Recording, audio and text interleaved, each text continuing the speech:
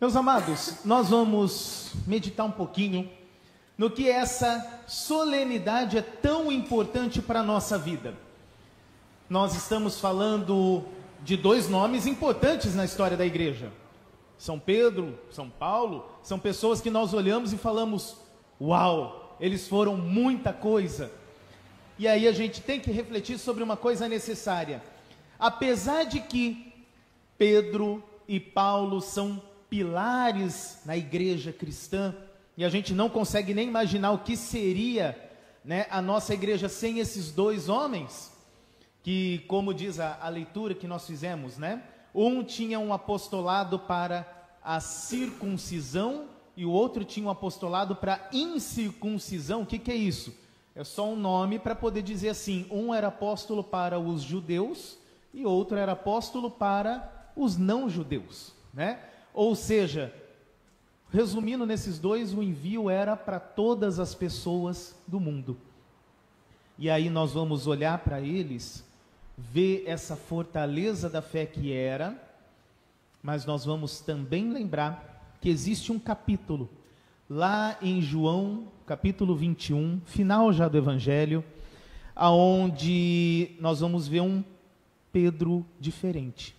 Um Pedro bem mais fragilizado, um Pedro que está inseguro, diante da pergunta de Jesus, e Jesus olha para Pedro e fala, Pedro, você me ama com aquele amor ágape? Os gregos têm vários nomes para chamar amor, a gente tem uma palavra só para isso, mas esse amor ágape é algo tão sublime, que o que mais se aproxima disso na terra seria o amor de uma mãe por um filho. Mas é a ideia daquele amor incondicional. E Jesus olha para Pedro e fala, você me ama com esse amor ágape? E a resposta de Pedro ali é interessante, porque ele usa outra palavra na resposta. Basicamente ele está dizendo, Senhor, tu sabes que eu te amo como amigo. Uau, que resposta, não? Ele diz, basicamente, eu dou tudo que eu tenho. Isso não é o suficiente. Eu sei que eu não estou te retribuindo da medida como o Senhor está se entregando para mim. Nós vivemos esse dilema, porque a nossa fé, a gente olha para que fica indiferente, fica incapacitada, porque eu sei que eu sou pequeno, porque o amor que eu consigo entregar de volta não é o mesmo amor que eu recebo. E aí nós acabamos tendo uma vida cristã mais baseada na dúvida. Eu vou olhar São Pedro, São Paulo, falar, uau, fortalezas na fé, mas eu olho para a minha fé e a minha caminhada parece uma montanha russa. Tem hora que eu estou lá em cima que eu falo, nossa, se eu morrer agora, eu tenho certeza que a porta do céu está se abrindo para mim, estou vendo daqui. E de repente, num outro momento, a fé parece que é só aquela fagulha do pavio da vela que está quase apagando. E a gente vai indo assim, e nós falamos, eu sou inconstante, eu sou incondicional, eu não sou como aqueles homens. E a gente esquece desses episódios. Mais do que isso, Pedro dá uma resposta baseado na sua experiência. Nós vamos lembrar que ele dá fortes declarações de fé, como essa que nós lemos no Evangelho. Tu és o Cristo, Filho do Deus vivo. E aí nós temos um dos altos momentos da vida de Pedro. Mas de repente, Jesus é levado preso, cativo, e hora que a situação aperta, ele nega. Ele nega 3 vezes Jesus. Essa pergunta foi feita depois daquilo. Ele que achava estar pronto a qualquer custo, vive uma experiência na vida que fala, não foi o suficiente. E aí quando Jesus faz a pergunta, a resposta dele já é baseada num fracasso que ele viveu na vida. E aí ele já fala, olha Senhor, o que eu tenho para te entregar é esse amor como um amigo. Eu não tenho esse amor que lá atrás eu estava achando que eu tinha, que eu estava pronto. Eu não tenho. E é exatamente isso que a gente faz, não é? É exatamente esse o nosso tipo de conduta também, Porque nós que já temos um tempo de caminhada cristã, nós sabemos que nós temos falhas. Nós vamos olhar a nossa caminhada e vamos falar, olha, eu pisei na bola aqui, ali, errei lá de novo. E aí quando vem aquele chamado de Jesus, segue-me, e eu vou falar, Senhor, o que eu consigo te amar é como um amigo. Não estou mais naquela empolgação de quem acabou de conhecer o Evangelho, mas eu já estou com as experiências das quedas que eu tive ao longo da minha vida na igreja, e eu falo, eu não sou isso tudo. A minha fé não é isso tudo. O que eu consigo entregar, na verdade, é uma coisa bem menor. Eu vou olhar para Cristo e falar, olha, eu já falhei demais para assumir um compromisso. Eu me conheço. Ou nós vamos falar, eu não sou como aqueles grandes homens, os heróis da fé. Eu não sou como os grandes apóstolos. Olha lá os textos nos mostrando como eles eram de verdade. E nós vamos fazer exatamente a mesma coisa. Meus amados, tem uma palavra na Bíblia para esse tipo de atitude. Incredulidade. Palavra grande, mas basicamente ela significa o quê? Eu não consigo crer. A minha fé está balançando, está instável. Isso que é incredulidade. Quando eu olho para mim e falo, não, como que Deus vai contar comigo no serviço dele, sendo eu limitado do jeito que eu sou? Essa é a minha dificuldade de crer.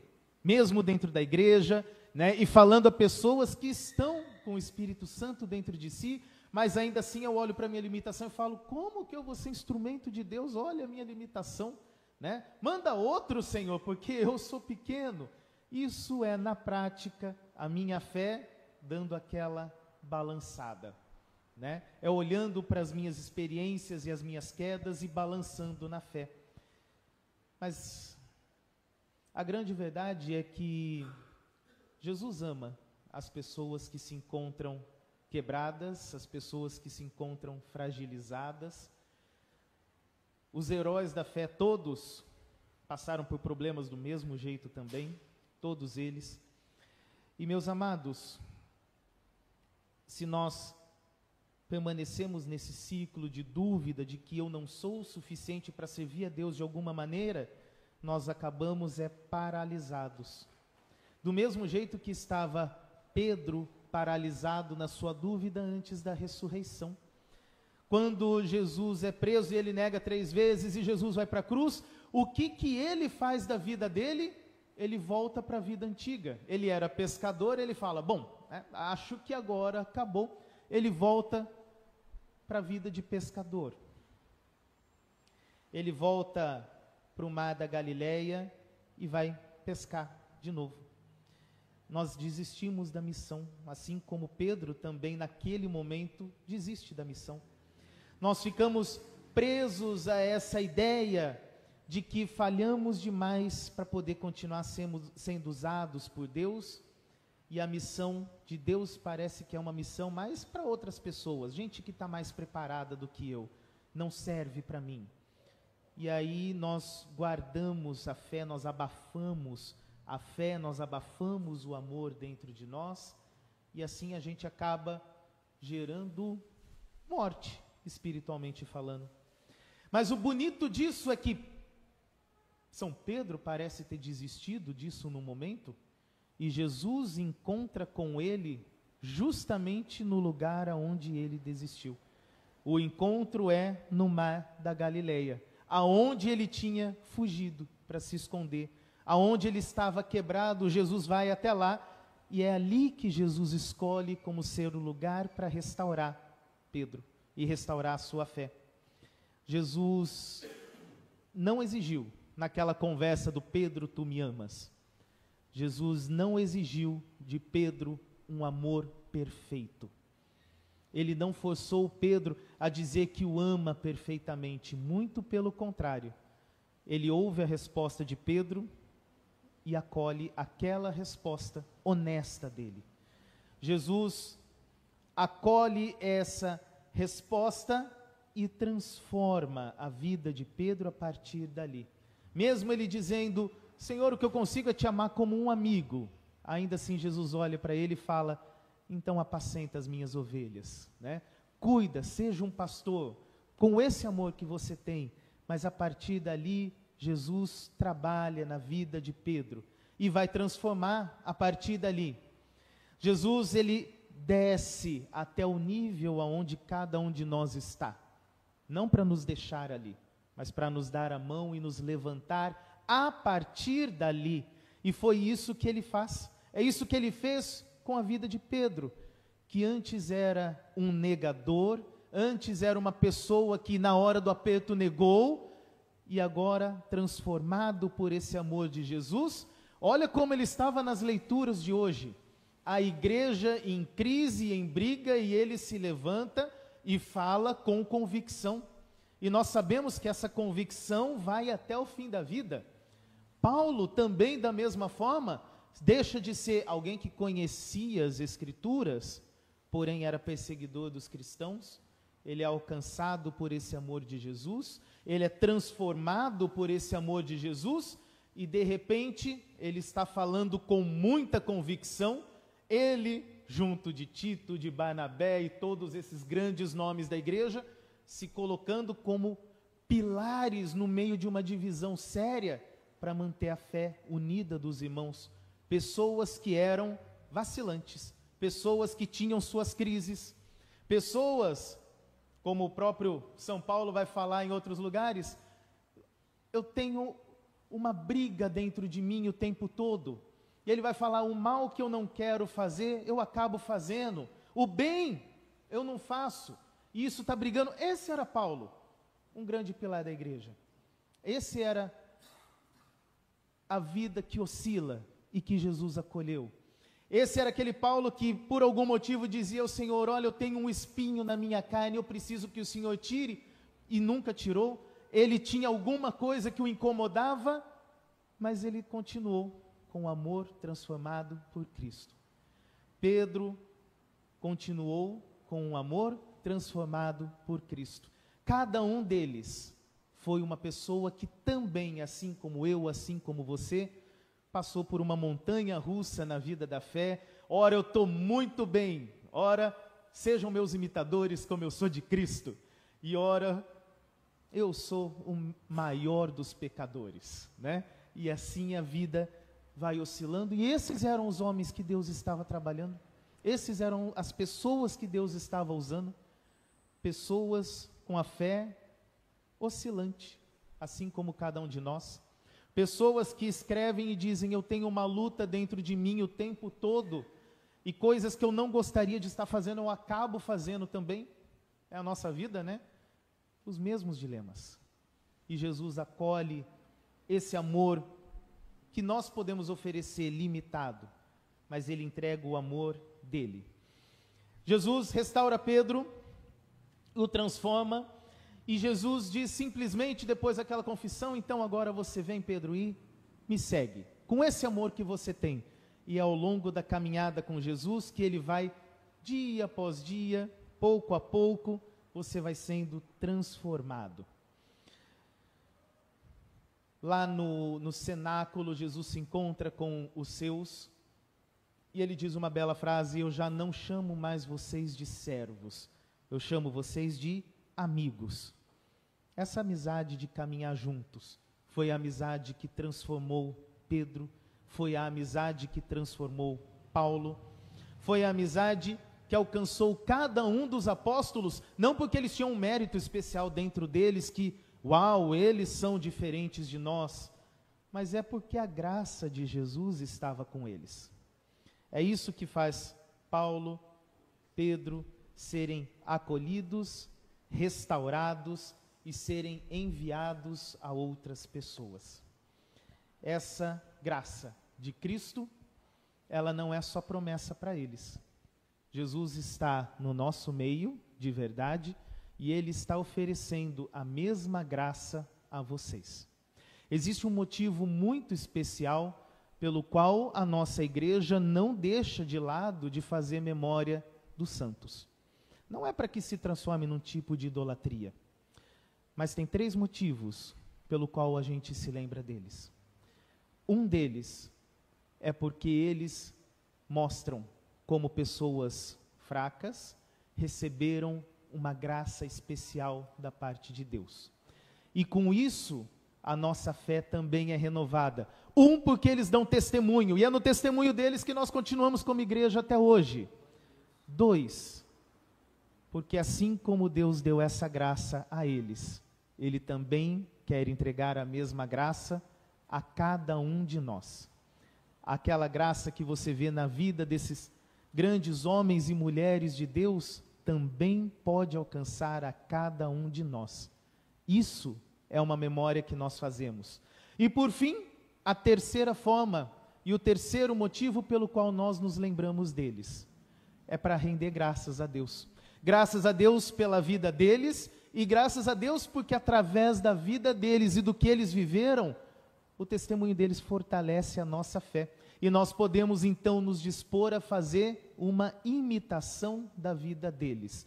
Olha, assim como a vida deles foi tocada, foi transformada, e aí eles passaram a ter uma vida diferente, eu posso então me comprometer agora a fazer assim: Senhor, eu quero receber essa graça, eu quero adotar uma postura na minha vida diferente, e a partir daí, seguir uma vida de imitação desses grandes exemplos deixados pela fé.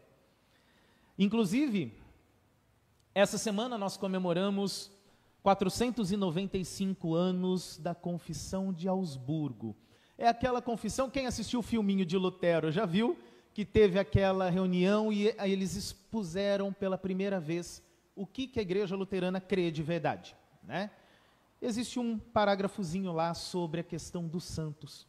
Esse foi o ponto que eles destacaram. Essas 3 formas são dignas e justas de todo cristão se lembrar, e acima de tudo, uma recomendação, porque ela foi apresentada ao imperador Carlos V, e foi uma recomendação que vale a todos os cristãos.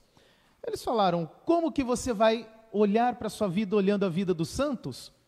Pega um que tinha uma profissão igual à sua, isso facilita você usá-lo como exemplo para a sua vida. Então eles sugeriram: olha, imperador Carlos, usa o rei Davi como exemplo, ele também era governante, ele também precisava administrar guerras no seu território, toma a vida dele como exemplo.